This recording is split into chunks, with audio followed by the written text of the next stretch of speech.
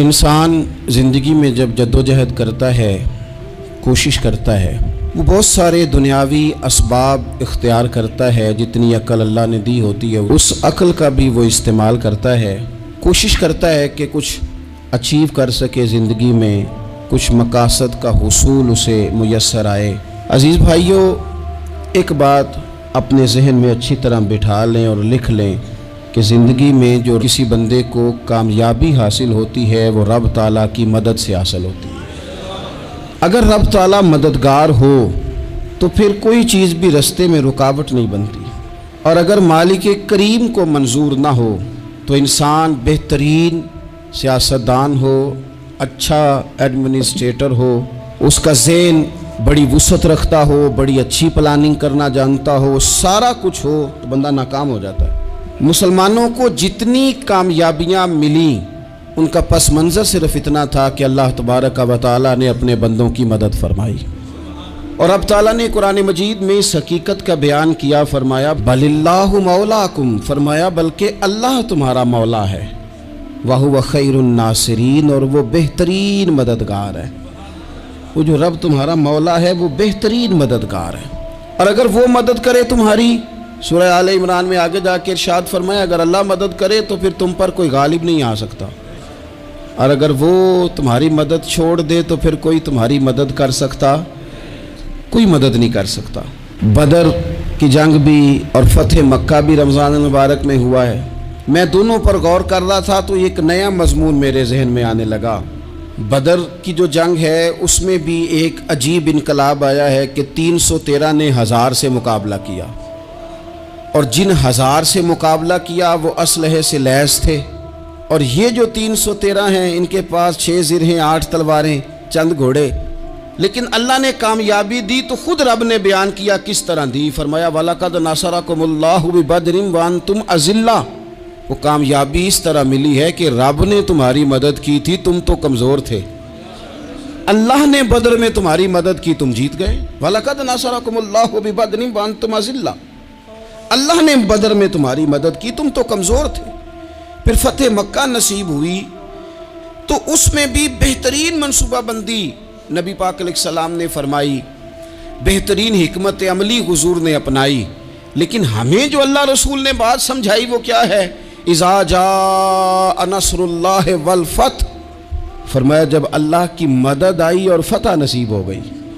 ये अल्लाह ने मदद फरमाई तुम्हारी, यहाँ भी फतेह मक्का भी अल्लाह की मदद से, जंगे बदर भी अल्लाह की मदद से। वो जो मदद है अल्लाह ताला की, जब वो हम ये करते हैं कि हम अपनी सारी ज़िंदगी सियासत की नज़र कर दें। हमारी सियासत सिर्फ मुल्क में नहीं होती, हमारी सियासत ख़ानदान में भी होती है। हम घर के अंदर भी सियासत करते हैं, हम किसी ख़ास तरीके से लोगों को अपने पीछे चलाना चाहते हैं, हम एक ख़ास उसलूब इख्तियार करते हैं कि लोग हमारे पीछे चलें। उसका नुकसान हमें ये होता है कि सियासत जो होती है ये शतरंज के हेर फेर की तरह होती है, तो इसके राज बड़ी जल्दी खुलने लग जाते हैं। पता चल जाता है कि बंदा मुखलिस नहीं था, सियासत कर रहा था, तरीके सलीके से इसने जोड़ के रखा हुआ था। हम हर जगह सियासत के बलबोते पर चीज़ों को लेकर चलना चाहते हैं, सियासतें नाकाम हो जाती हैं, सियाने सियाने लोग फेल हो जाते हैं। बचता सिर्फ वही है जिसके पीछे रब ताला की मदद शामिल हाल होती है। अपनी ज़िंदगी के अंदर हम जो कुछ भी कर रहे हैं, जिस शोबे से भी हमारा ताल्लुक़ है, आज हमने इस बात पे गौर करना है कि पहले तो ये गौर कर लें कि जो काम हम कर रहे हैं क्या वो काम ऐसा है कि उसमें अल्लाह की मदद हमें मिलेगी। अगर आप कोई माज़अल्लाह नाजायज़ काम कर रहे हैं, फेले हराम का इर्तिकाब कर रहे हैं, तो उसमें तो मदद इलाही आएगी नहीं।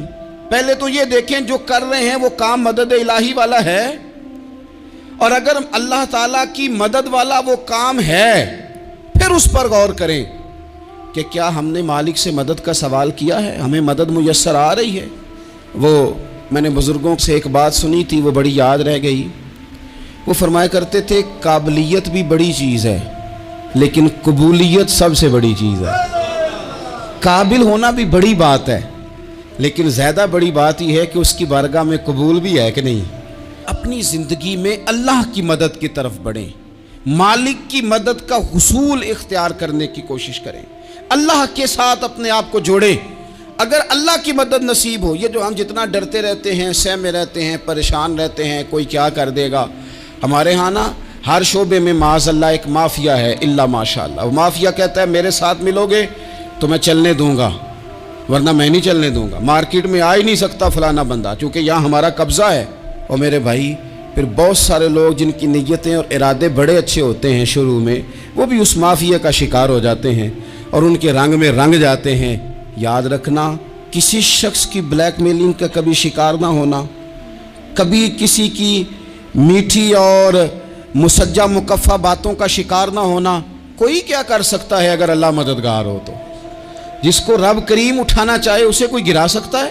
ہم یہ ڈرے ڈرے سہمے پریشان فیصلہ کرنے کی طاقت نہیں، مجھے چلنا چاہیے کہ نہیں، اٹھنا چاہیے کہ نہیں، کرنا چاہیے، اٹھ باندھ کمر کیوں ڈرتا ہے؟ پھر دیکھ خدا کیا کرتا ہے۔ حضرت عبداللہ ابن عباس فرماتے ہیں میرے نبی پاک علیہ السلام نے میری تربیت فرمائی، حضور نے میری تربیت فرمائی، اور محبوب پاک علیہ السلام نے فرمایا عبداللہ یاد رکھنا، یہ نوجوان دوست میری بات لکھ لیں، پریشان لوگ میری بات لکھ لیں، جن کے پاس قوت فیصلہ نہیں وہ اس بات کو لکھ لیں۔ حضرت عبداللہ ابن عباس فرماتے ہیں میرے نبی پاک علیہ السلام نے مجھ سے فرمایا تھا عبداللہ سن، اگر ساری دنیا مل کے تیرا کوئی نفع کرنا چاہے کر نہیں سکتی جب تک میرے رب کی رضا نہ ہو، اور فرمایا ساری دنیا مل کے تیرا کچھ بگاڑنا چاہے تو عبداللہ بگاڑ نہیں سکتی جب تک رب کریم کی حکمت کا تقاضا نہ ہو۔ لوگوں سے ڈرنا، لوگوں کی طرف دیکھنا، ماحول دیکھ کے اپنے راہ کا تعین کرنا، ہر بندے کے خیالات کے مطابق ڈھلنے کی کوشش کرنا، فلانا نہ ناراض ہو جائے، فلانا نہ ناراض ہو جائے، وہ جس نے ہونا ہو جائے، بس رب رسول ناراض نہ ہو۔ اپنی زندگی میں اپنے مالک کو مولا جان کے، بل اللہ مولاکم، اللہ تمہارا مولا ہے، وَهُوَ خَيْرُ النَّاصِرِينَ، وہ بہترین مددگار ہے۔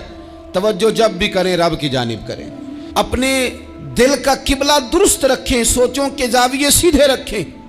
میرے بھائی مالک جب بندوبست کر دے نا، جب مالک بندوبست کر دے پھر ایسا بندوبست کرتا ہے کہ لوگوں کے پاس نا چارہ نہیں رہتا۔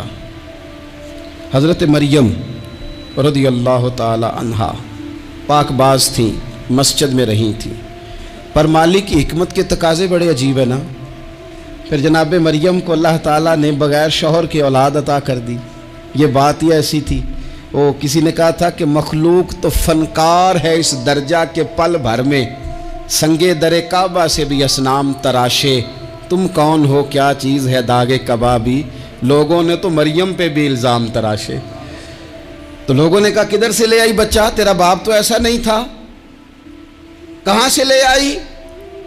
اللہ کرے میں آپ کو سمجھا سکوں، ذرا اپنے آپ کو وہاں کھڑا کریں کہ ایک پاک باز عورت، پاک باپ کی بیٹی، طیب ماں کی بیٹی، اور اللہ کے گھر میں پرورش پانے والی خاتون، ایک وہ وقت اور ایک یہ وقت کہ اس عورت کو کٹہرے میں کھڑا کر کے پوچھا جا رہا ہے کہ معاذ اللہ تیری گود میں بچہ جائز نہیں ہے، کہاں سے لائی ہے؟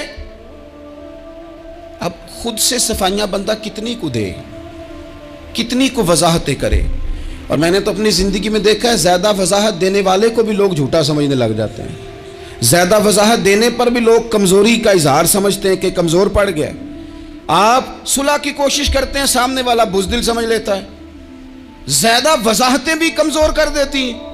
اب حضرت مریم کو کٹہرے میں کھڑا کر کے کہا بچہ کس کا ہے؟ تو پھر خدا بندوبست جب کرے، اللہ جب مددگار ہو، تو پھر حضرت مریم کی گواہی درختوں سے نہیں دلوائی، اس نے پتوں سے نہیں دلوائی، پھر فرشتے نہیں بھیجے۔ حضرت مریم کہنے لگی مجھ سے نہ پوچھو، وہ جو پنگوڑے میں ہے اسی سے پوچھ لو، ان سے پوچھو نا وہ کون ہے، پوچھ لو ان سے، کر لو سوال۔ انہوں نے کہا پنگوڑے میں چند دنوں کا بچہ، یہ جواب دے گا؟ مددگار تھا رب، ان کی برات کا اعلان کرنا تھا مالک نے، اور جب مالک اعلان کر دے، جب مالک تیری صفائی دینا چاہے، جب مالک تجھے دنیا کے سامنے نکھارنا چاہے، تو پنگوڑے میں لیٹے حضرت عیسیٰ بول کے کہنے لگے انی عبداللہ آتانی الکتاب، فرمایا میں اللہ کا بندہ ہوں، رب نے مجھے کتاب عطا کر کے نبی بنا کے دنیا میں بھیجا ہے۔ میں اللہ کا بندہ ہوں، کتاب لے کے آیا ہوں، نبی بن کے آیا ہوں۔ پھر پنگوڑے سے اعلان ہو گیا، پھر بچہ بول پڑا۔ اور یہ ایک دفعہ نہیں بات ہوئی، یہ بنی اسرائیل میں ایک جریج نام کے شخص بھی تھے جو نماز پڑھ رہے تھے، بعض نے لکھا ہے نفل نماز تھی، اماں نے پکارا تو آئے نہیں، تو ماں کے منہ سے نکل گیا تو اتنی دیر تک مرے گا نہیں جب تک کسی بے حیا عورت کا منہ نہ دیکھ لے۔ تو وہ عبادت گزار تھے، لیکن لوگوں نے ان کی عبادت، ریاضت، پرہیزگاری کو نہیں دیکھا، بس ایک عورت کو بھیج کے الزام لگوا دیا۔ وہ عورت آیا جایا کرتی تھی، اب آ جاتی ہیں عورتیں، مسئلہ پوچھنے کی نیت سے بھی آ جاتی ہیں۔ ماحول میں کچھ جگہ ایسی بھی ہیں جہاں عورتیں دم کرانے کے بہانے آ جاتی ہیں۔ وہ خاتون آتی جاتی تھی اس خانقاہ پہ، آستانے پہ، یہ بخاری میں موجود ہے۔ پھر اس نے کہا میری گود میں جو بچہ ہے یہ انہی کا ہے۔ مجھے بتائیں کیسے بندہ وضاحت دے؟ حالات خراب ہو گئے، لوگ کٹیا جلانے لگے، ماحول اور طرح کا بن گیا۔ میرے نبی پاک علیہ الصلوۃ والسلام فرماتے ہیں پھر اس رب کے بندے نے کہا مالک تو کریم ہے، تیری مشیت کا تقاضا آیا جو میری ماں نے جملے بولے تھے، پر اب میں وضاحت دینے کے قابل نہیں رہا، اب تو ہی کرم کرے گا تو دروازہ کھلے گا۔ تو وہ چند دنوں کا بچہ پنگوڑے میں بول کے کہنے لگا میں اس درویش کا نہیں، میں تو فلانے چرواہے کا بچہ ہوں، وہ جو بکریاں چراتا ہے۔ رب کی مدد کو پکاریں، اپنے ساتھ اپنے مالک کی مدد کو شامل کریں، تھوڑے رزق پر بھی گزارا اچھا ہونے لگ جائے گا۔ سارے لوگ آپ کو گرانے کی تدبیریں کر رہے ہوں گے اور مالک آپ کو عزتیں عطا فرما دے گا، اس کی بارگاہ سے حکمت کا تقاضا اور ہو جائے گا۔ ہم نے ساری زندگی لوگوں کو راضی کرنے میں گزار دی، ساری زندگی بڑھاپا آ گیا بچوں کو پالتے، اور بچوں نے آخری عمر میں کہہ دیا ابا اگر کوئی ڈھب کا کام کر لیتے تو آج ہمارے دن بھی پھر نہ جاتے۔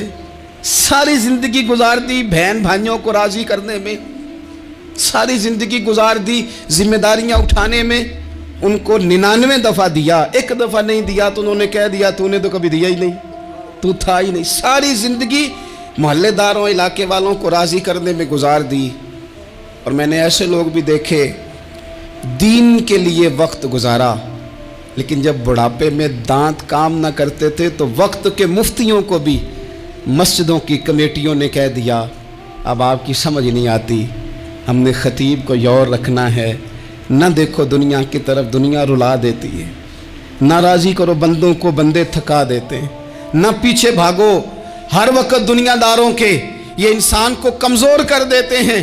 وہ تو کریم ہی بڑا ہے، 2 آنسو زمین پر بعد میں گرتے ہیں، بندے کے گناہ سارے پہلے معاف فرما دیتا ہے۔ اللہ کی مدد کا حصول، اپنے مالک کی مدد کی طرف بڑھنا، آپ کو بدر کی جنگ بھی یہی درس دے گی، آپ کو احد کا میدان بھی یہی سبق دے گا، فتح مکہ بھی یہی سبق دے گا۔ میرے دوستو جب رب مدد فرمائے، جب اللہ مددگار بنے، دوستوں سے ایک بات اکثر کرتا ہوں، میں کہتا ہوں کہ جتنے درد سے آپ امیر کو اپنی کہانی سناتے ہیں نا، اور جس طرح آپ کے آنسو بات کرنے سے پہلے گر جاتے ہیں کہ غریب ہیں، بچیاں ہیں، کاروبار نہیں، او میرے سنگیو، اس سے آدھے آنسو اپنے رب کی بارگاہ میں بکھیرو، اس کے حضور عرض گزار ہو جاؤ، اس سے طلب کرو۔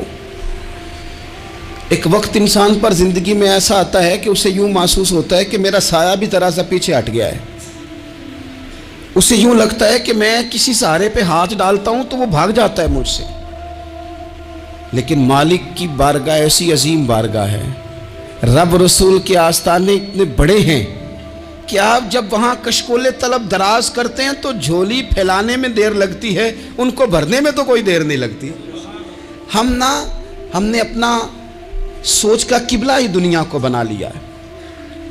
یہ جو اللہ والوں کی مدد ہے یہ تو ہے نہیں، اللہ ہی کی مدد ہے، لیکن یہ جو سیٹھوں کی طرف توجہ کرنا، نوابوں کی طرف توجہ کرنا، دنیا داروں کی طرف توجہ کرنا اور اپنا مزاج اس طرح کا بنا لینا، یارو گردن کو جھکا دیتا ہے خیرات کا پتھر، جہاں میں مانگنے والوں کے سر کبھی اونچے نہیں ہوتے۔ اور اقبال کہتے ہیں غیرت ہے بڑی چیز جہانے تگ و دو میں، پہناتی ہے یہ فقر کو تاج سردارا۔ میں عرض کروں گا کہ اپنی آپ جب توجہ کا قبلہ اللہ رسول کو بنائیں گے تو رب فرماتے ہیں وَيَرْزُقْهُ مِنْ حَيْثُ لَا يَحْتَسِبُ، میں نہ تجھے وہاں سے رزق دوں گا جہاں سے کبھی تیرا گمان بھی نہیں گیا ہوگا، یہاں سے بھی مل سکتا ہے، تو نے سوچا بھی نہیں ہوگا۔ بخاری شریف میں حدیث ہے، حضرت جابر ابن عبداللہ فرماتے ہیں نبی پاک صلی اللہ علیہ وسلم نے 300 لوگوں کا ایک لشکر روانہ کیا کسی مہم کے لیے، کسی جہاد کے لیے۔ حضرت ابو عبیدہ بن جراح رضی اللہ تعالیٰ عنہ امیر لشکر تھے۔ فرماتے ہیں غربت اتنی زیادہ تھی، بھوک اتنی زیادہ تھی کہ ایک ایک کھجور دن میں ایک وقت کھانے کو ملتی تھی، اور کچھ دن ایسے آئے کہ اب کھجور بھی نہیں مل رہی۔ فرماتے ہیں اتنی زیادہ بھوک لگی مجاہدین کو، 300 بندہ پتے کھا کے گزارا ہونے لگ گیا۔ یہ بخاری میں موجود ہے۔ آپ فرماتے ہیں کہ دریا کے کنارے ہمارا پڑاؤ تھا، ٹھہراؤ تھا۔ جب بھوک سے نڈھال ہو گئے نا، وَيَرْزُقْهُ مِنْ حَيْثُ لَا يَحْتَسِبُ، اللہ وہاں سے روزی دیتا ہے، گمان بھی نہیں ہوتا۔ فرماتے ہیں ایک مچھلی اللہ تعالیٰ نے دریا کے کنارے بھیجی، فرماتے ہیں وہ تھی تو مچھلی پر پہاڑ جتنی تھی۔ بخاری میں لفظ ہیں، حضرت جابر ابن عبداللہ رضی اللہ تعالیٰ عنہ فرماتے ہیں 300 آدمی 18 دن تک اس مچھلی کو کھاتے رہے، مچھلی ختم ہی نہیں ہوئی۔ مچھلیاں نہیں، مچھلی کہتے ہیں 18 دن 300 بندہ کھاتا رہا، مچھلی ختم ہی نہیں ہوئی۔ اور فرماتے ہیں کہ اس کی ہڈی نکال کے، کانٹا کہیں گے آپ اپنی زبان میں، کہتے ہیں وہ نکال کے نا تو اس کو کھڑا کیا نا جب، تو اونٹ کجاوے سمیت اس کے بیچ سے گزر جاتا تھا، 2 اس کے کانٹے جوڑے۔ فرماتے ہیں وہ اس کا گوشت ہم کھاتے تھے اور اس کی چربی بطور تیل کے ہم جسموں پہ ملتے تھے، بیماروں کو اس سے سکون آتا تھا، تندرستی شفا ہوتی تھی۔ فرماتے ہیں ہم کھایا بھی ہم نے، اور کچھ لے کے ہم مدینے بھی گئے، اور قربان جائیں نبی پاک نے بھی اس میں سے کھایا۔ ہم نے عرض کی حضور یہ معمہ کیا ہے، یہ ماجرا کیا ہے؟ تو محبوب نے فرمایا تمہارے پاس غذا نہیں تھی، رب نے تمہارے لیے بندوبست کیا ہے، اللہ نے تمہیں دیا ہے۔ مکان شروع کر لیا، ایک صاحب نے وہ مکان بنانے لگے، آپ وہ حساب لگا رہے ہیں، کہتے ہیں میرے پاس اتنے پیسے ہیں، اتنے میں نے فلانے دوست سے کہنا ہے اس نے دے دینے، اتنے فلانے رشتہ دار سے کہنا ہے اس نے دے دینے، اتنے فلانے سے کہنا ہے اس نے دے دینے۔ یہ ساری کاپی بنا کے مکان شروع کر لیا۔ جو روز کہتا تھا نا کوئی حکم ہو جاتے دسی، سب سے پہلے اس کو کہا میاں پیسے چاہیے دن، وہ کہندا ہو کل ہی منڈا ٹوریا ہے، کہتے تو پرسوں 10 داتے لب جانے سن۔ میں آپ کو اپنے تجربے کی بات بتا رہا ہوں۔ جن لوگوں کا خیال ہوتا ہے نا کہ آپ سٹارٹ کریں فلانا کام، ہم آپ کے ساتھ ہیں، اللہ کا ہی کوئی نظام ہے، وہ بالکل بھی نہیں ساتھ ہوتے۔ لیکن ایسا نہیں ہے کہ کوئی ساتھ نہیں ہوتا، اللہ تعالیٰ بڑے اسباب پیدا کرتا ہے، وہاں سے دیتا ہے جہاں سے گمان بھی۔ ہمارا یہ ذہن بن جاتا ہے ہم ساری اپنے حساب سے چلتے ہیں، اتنے رشتہ داروں سے اتنے، کون آپ کے ساتھ چلے گا، سوال ہی نہیں پیدا ہوتا۔ یہ سارے کام چھوڑ کے سب سے پہلے 2 رکعتیں پڑھو، اپنے رب کی بارگاہ میں، رسول کائنات کی بارگاہ میں گزارشات اور استغاثے پیش کرو، وہاں سے خیر طلب کرو۔ دنیا دار کیا دیں گے، کیا دے سکتے ہیں، کیا حیثیت ہوتی ہے کسی، اللہ کہتا ہے وہاں سے دوں گا۔ تو جو اللہ مال دے وہ لینا چاہیے کہ رشتہ داروں کا مال دیکھنا چاہیے؟ جو اللہ دے وہ لینا چاہیے کہ سیٹھوں نوابوں کی جیبیں دیکھنی چاہیے؟ جو اللہ دے وہ قبول کرنا چاہیے یا دیکھنا چاہیے کون سا آدمی کہاں پہنچ گیا؟ چھوڑو، اپنی مٹی پہ چلنے کا سلیقہ سیکھو۔ کسی کے سنگ مرمر پہ چلو گے تو پھسل جاؤ گے، پھسل جا۔ اس پر ایک اور بات عرض کر دوں، صحیح بخاری سے، مسلم سے ایک اور بات۔ کچھ چیزیں ایسی ہیں جن سے اللہ کی مدد آتی ہے، مدد ملتی ہے۔ ایک چیز ان میں سے ایسی ہے جس سے بہت مدد نازل ہوتی ہے، وہ ہے کہ جب رب آپ کو دے نا تو پھر آپ بھی اس کے رستے میں دیں، پھر مدد آتی ہے، پھر اور آتا ہے۔ بخاری مسلم میں حدیث ہے، یہ زیادہ ہی توجہ طلب امر ہے، اس پر آپ غور کریں گے۔ حضرت ابو ہریرہ فرماتے ہیں کہ نبی پاک علیہ السلام نے فرمایا ایک شخص نے بادلوں کے اندر سے آواز سنی کہ فلاں آدمی کا کھیت اور باغ خشک ہو گیا ہے، وہاں برسو اور اس کے کھیت کو سیراب کرو۔ وہ بڑا حیران ہوا کہ بادل سے آواز آ رہی۔ پھر اس نے دیکھا کہ ایک پہاڑی پر بارش ہوئی، وہ بادل وہاں برسا، پھر نالیوں سے ہوتا ہوا پانی ایک طرف چلا۔ تو جس نے آواز سنی تھی، حضور بیان کر رہے ہیں، وہ بھی پیچھے پیچھے چلا کہ پانی کدھر جا رہا ہے۔ اس نے جا کے دیکھا کہ ایک مقام پہ ایک باغ کو وہ پانی لگ رہا ہے اور ایک آدمی وہ پانی لگا رہا ہے۔ اس نے اس سے پوچھا تیرا نام کیا ہے؟ اس نے کہا کیوں؟ کہنے لگا بتا نا۔ اس نے نام بتایا تو کہنے لگا یہی تو وہ نام ہے جو میں نے بادلوں کے اندر سے سنا ہے کہ فلاں کے کھیت کو پانی دے دو۔ اس نے کہا یار تو کیا عمل کرتا ہے کہ اسپیشل تیرے لیے بارش برسے؟ یہ بخاری پڑھ رہا ہوں، سیاستہ سے حدیث عرض کر رہا ہوں۔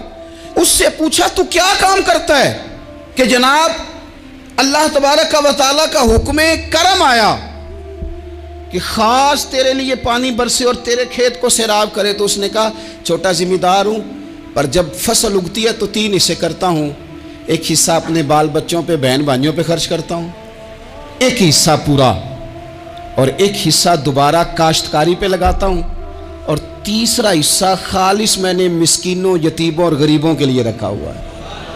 وہ جو تیسرا حصہ، اللہ کرے آپ سمجھیں، وہ رب کے بندوں پہ تیسرا حصہ خرچ کرتا ہے نا، تو کریم مالک نے فرمایا جہاں سے غریب کا حصہ جاتا ہے وہ کھیت خشک نہیں رہنا چاہیے، وہ جہاں سے مسکین روٹی کھاتے ہیں وہ خشک نہ رہے، جہاں سے یتیموں کو کچھ آتا ہے کہیں اس کی فصل رہ نہ جائے۔ میں اور آپ بھی اگر اپنے مال میں مسکینوں، یتیموں، غریبوں کے حصے رکھ لیں گے تو فصلیں خشک نہیں رہیں گی، ان کے اندر تازگی آئے گی، نور آئے گا، کرم آئے گا، خاص کر خدا کی رحمت برسے گی۔ مدد اللہ سے چاہیں، اپنی توجہات کا مرکز رب رسول کی ذات کو بنائیں، پھر آپ محسوس کریں گے کہ بڑی جلدی اللہ تعالیٰ کی مدد آنے لگی ہے۔ کبھی آپ صرف کہہ دیں نا میرا رب میرے ساتھ ہے، اس لفظ میں اتنی طاقت ہے کہ دشمن ویسے زیر ہو جاتا ہے۔ زندگی میں کسی سے بھی لڑائی ہو، اچھی طرح سوچ لیں کہ اللہ اس طرف ہے یا اس طرف ہے۔ اگر آپ زیادتی پہ ہیں تو پھر رب مظلوم کی جانب ہے۔ اگر اللہ کی مدد آپ کے ساتھ ہے تو دنیا کی کوئی طاقت آپ کو گرا نہیں سکتی، اور اگر آپ مظلوم کے مقابلے میں ظالم بن کے آپ کھڑے ہو گئے ہیں اور آپ نے رویہ وہ اختیار کیا ہے کہ جس میں مدد نہیں آئے گی، تو پھر یاد رکھ لیں کہ آپ کوئی بھی ہیں، کہاں بھی ہیں، آپ کمزور ہیں۔ طاقتور تھے ابتدائے اسلام میں، ظاہری طاقت تھی کفار مکہ کے پاس، وہ ڈنڈوں سے مارتے تھے غریبوں کو، ان کے ہاتھوں میں ڈنڈے تھے، پر خدائی طاقت ان مظلوموں کے ساتھ تھی۔ صاحب زرقانی نے لکھا ہے، حضرت زنیرہ رضی اللہ تعالیٰ عنہ ایک لونڈی ہیں، غریب ہیں، ماڑے دا کی کام محمد نس جانا یا رونا، غریب سادی بی بی اور لونڈی کنیزہ، ایک مشرک کی کنیزہ تھی، انہوں نے کلمہ پڑھ لیا، وہ ڈنڈوں سے مارتا، دروں سے مارتا، تکلیف دیتا۔ حضرت زنیرہ رضی اللہ تعالیٰ عنہ کو اتنا مارا، اتنا مارا۔ اب آپ ایک اور پہلو پر بھی غور کریں، مار بھی پڑ رہی ہے پر خدا ادھر ہی ہے، اللہ کی مدد ادھر ہی ہے۔ رب کہتا ہے کہ پہلے تو صبر کرنا، ان اللہ مع الصابرین، تو صبر کرے گا تو پھر رب کی معیت ملے گی، ذرا ٹھہرنا، تو تھوڑا ڈانٹنا، ان الذین قالوا ربنا اللہ ثم استقاموا تتنزل علیہم الملائکہ، تو کہے اللہ میرا رب ہے، پھر تو پہلے ڈٹ، پہلے تو نے ڈٹنا ہے، ثم استقاموا، جو ڈٹ گیا، تتنزل علیہم الملائکہ، ڈٹنے والے کے لیے مدد آتی، پہلے تھوڑا ٹھہرنا پڑتا ہے، پہلے تھوڑا صبر کرنا پڑتا ہے، حوصلہ کرنا پڑتا ہے، اس کے بعد مدد آتی۔ مار پڑ رہی ہے، مارا جا رہا ہے حضرت زنیرہ کو، ان کا مالک جو ہے ظاہری آقا وہ مار رہا ہے، یہ کنیزہ ہے، اتنا مارا، اتنا مارا، ان کی بینائی چلی گئی، نظر آنا بند ہو گیا۔ ابو جہل آیا اور کہنے لگا زنیرہ دیکھا نا ہمارے بت تیری آنکھیں لے گئے، معاذ اللہ، لات و منات ہمارے بتوں نے تجھے اندھا کر دیا۔ اب ایسا نہیں ہے کہ بی بی روتی جا رہی ہے، روتی جا رہی ہے، مایوسی مایوسی، معاذ اللہ، پریشانی، غریبی بڑی ہے، پوچھنے والا کوئی نہیں، یہ باتیں نہیں۔ کیا جملے ہیں خاتون کے، کیا لفظ ہیں۔ ابو جہل نے طنزیہ کہا، معاذ اللہ، کہنے لگا دیکھا نا ہمارے بتوں نے تجھے اندھا کر دیا۔ تو جناب زنیرہ آنکھوں کی بینائی گئی ہے، رات کو گئی ہے، دکھ ابھی تازہ ہے، لیکن اللہ پہ جو توکل ہے، اپنے مالک سے جو رشتہ ہے وہ اتنا مضبوط ہے، اتنا طاقتور ہے، اس میں اتنی گہرائی ہے کہ حضرت زنیرہ بول کے نا اتنی قوت سے بولی، اتنی طاقت سے بولی کہ پورے کفر پر لرزہ طاری ہو گیا۔ فرمانے لگی تمہارے بتوں کی کیا اوقات ہے کہ وہ میری بینائی لے جائیں، یہ میری رب کی حکمت کا تقاضا ہے۔ جب تک اس نے چاہا زنیرہ دیکھتی رہی، اور جب اس نے چاہا زنیرہ کی آنکھوں کی بینائی چلی گئی، اور اگر وہ چاہے گا نا تو بینائی واپس بھی کر دے گا۔ اگر ہو ذوق یقین پیدا تو کٹ جاتی ہیں زنجیریں، اگر وہ چاہے گا تو بینائی آ بھی جائے گی۔ حضرت زنیرہ نے رات کو یہ لفظ کہے، ابو جہل اور سارے کفار ڈر کے سن کے چلے گئے، آپ اطمینان سے آ کے بستر پہ سوئی، جب سویرے اٹھی تو اللہ نے آنکھوں کی روشنی واپس کر دی تھی۔ آنکھوں کی اب چھڑی پکڑی ہے، بازاروں میں گھومتی ہے، کہتی ہیں بلاؤ کدھر ہے تمہارے نعت و منات، دیکھو میرے رب نے روشنی واپس کر دی۔ آ کر میرے ساتھ ادھر آ، ستمگر ہنر آزمائیں، تو تیر آزما ہم جگر آزمائیں۔ بیمار لوگوں یاد رکھو، کہہ دیا ڈاکٹر نے کہ تو بڑا بیمار ہے، تو بڑا کمزور ہے، یہ ہو گیا وہ ہو گیا، تو ڈاکٹر اپنے علم کے مطابق بات کر رہا ہے، ہوگا تو وہ جو میرا رب چاہے گا۔ کمزور ہو جانا، پریشان ہو جانا، تکلیف میں آ جانا، پتہ نہیں بات ہو گئی ہے تو جانے کیا ہو جائے گا۔ اپنی زندگی کے اندر اپنے رب سے رشتہ مضبوط کریں، رسول کائنات سے رشتہ مضبوط کریں، اللہ والوں سے رشتہ مضبوط کریں۔ حضرت زنیرہ نے پیغام دیا کہ زندگی میں جو جینا چاہتے ہیں تو وہ رب کا نام لے کے جی سکتے ہیں، جو اپنی زندگی میں خوشیاں دیکھنا چاہتے ہیں تو رسول اللہ کے نام پر خوشیاں دیکھی جا سکتی ہیں۔ توکل کی بنیاد پر بندہ خوشیاں لے سکتا ہے، اور اگر انسان میں توکل نہیں ہے تو پھر وہ اس کالے جادو سے بھی ڈر رہا ہے، وہ نیلے سے بھی ڈر رہا ہے، وہ پیلے سے بھی ڈر رہا ہے، وہ فلانے سے بھی ڈر رہا ہے، وہ میرے خلاف فلانا رشتہ دار سازش کر رہا ہے تو ڈر رہا ہے، فلانا میرے بارے میں یہ کر رہا ہے تو ڈر رہا ہے، وہ پتہ نہیں دنیا ادھر ہو جائے گی تو کیا ہو جائے گا، اٹھ باندھ کمر کیوں ڈرتا ہے، پھر دیکھ خدا کیا کرتا ہے۔ تو اس ساری گفتگو کا نچوڑ آپ کو یہ عرض کیا ہے، سب سے پہلے تو یہ کہ میدانوں میں مدد بھی اللہ کی، رزق میں مدد بھی اللہ کی، فصلیں خشک ہوں تو مدد پھر بھی اللہ کرے، تو پھر ساری مدد، اور اگر انسان بیمار ہو تو پھر بھی مدد اللہ کی۔ تو اپنے اللہ کی جانب توجہ کو بڑھائیں، آپ اللہ سے مدد کے سوالی بنیں۔ ترمذی کی ایک حدیث ہے، میں آپ کو زندگی کا تجربہ بتاتا ہوں کہ جب میں بڑا پریشان ہوتا ہوں تو یہ والی روایت کھول لیتا ہوں، مزہ دیتی ہے۔ میرے نبی پاک علیہ السلام نے فرمایا، اپنے دکھ سیٹھ و نوابوں کو نہ کہنا، مالداروں کا نہ کہنا، ورنہ اللہ تمہیں کبھی غنی نہیں کرے گا۔ فرمایا اپنے دکھ اپنے رب کی بارگاہ میں عرض کرنا، جلدی کرے یا دیر سے کرے اللہ تمہیں لوگوں سے بے نیاز کر دے گا، اللہ تمہیں غنی کر دے گا۔ رات کو بیٹھو نا اس کی بارگاہ میں، اسے دکھڑے سناؤ، چھوٹی چھوٹی باتیں۔ حضور نے فرمایا نمک بھی مانگو تو رب سے مانگو، چھوٹی چھوٹی بات سے شروع کرو نا۔ جب بندہ شروع کرتا ہے نا چھوٹی چھوٹی چیزیں تو بڑی ساری چیزیں یہ اس طرح ہوتا ہے جیسے بندہ رب سے گفتگو کر رہا ہے، مالک مجھے یہ چاہیے، مالک میں یہاں کمزور ہوں، اللہ میں یہاں پریشان ہوں۔ آپ یہ کر کے تو دیکھیں، لمبی لمبی دعائیں مانگ کے تو دیکھیں، اس کے حضور جوڑ کے تو دیکھیں، آپ دیکھیں گے راحت کتنی ہے، سکون کتنا ہے۔